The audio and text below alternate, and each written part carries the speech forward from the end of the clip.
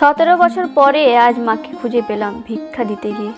রাস্তা দিয়ে যাচ্ছিলাম, হঠাৎ দেখি একটা মহিলা রাস্তার খাবার কুড়িয়ে খাচ্ছে। তাই একটু কাছে গেলাম। কাছে যেতেই চিনে ফেলি এটা আর কেউ না, আমার নিজের মা সেলিমা বেগম।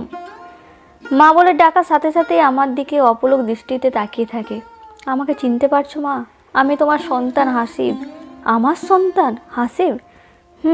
আমি তোমার সন্তান হাসিব। ওই ছোট্টকালে আমাকে রেখে চলে এসেছিলে। আমার সন্তান এত বড় হয়েছে বলেই হাসিবকে জড়িয়ে ধরে কান্না করতে থাকে আর বলতে থাকে, আমাকে মাফ করে দিস বাবা।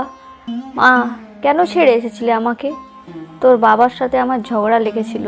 পরে তোর বাবা আমাকে বলেছিল, তোর ওই মুখ আমি দেখতে চাই না। যদি কখনো দেখি তো সাথে সাথেই যেন আমার মৃত্যু হয়। এই কথাটি শুনে আমি অনেক কষ্ট পেয়েছি। তাই অভিমান করে তোকে রেখেই আমার বাবার বাসায় আসতে চেয়েছিলাম।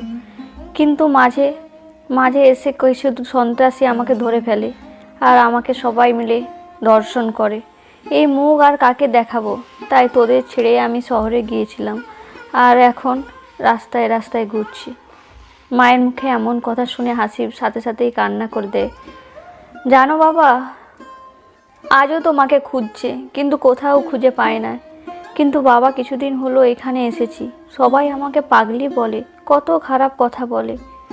চলো বাসায় চলো। না, আমি যাব না। হাসিব বলে, জানো মা, বাবা এখনও তোমার অপেক্ষা করে, তুমি ফিরে আসবে বলে। মা, কি বলিস? মা চলো। এরপরে হাসিব তার মাকে বাসায় নিয়ে আসে। বাসায় এসে দেখে যে হাসির বাবা আজাহার সাহেব খবরের কাগজ পড়ছে। বাবা দেখো কাকে নিয়ে এসেছি। কাকে নিয়ে এসেছো বাবা? মাকে নিয়ে এসেছি।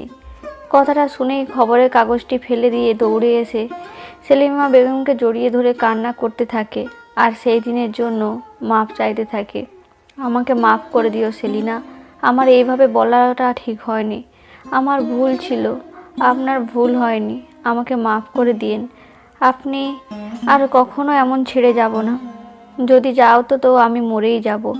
এই না বলে সব বলিয়েন না। আমি কখনো আর ছেড়ে যাব না।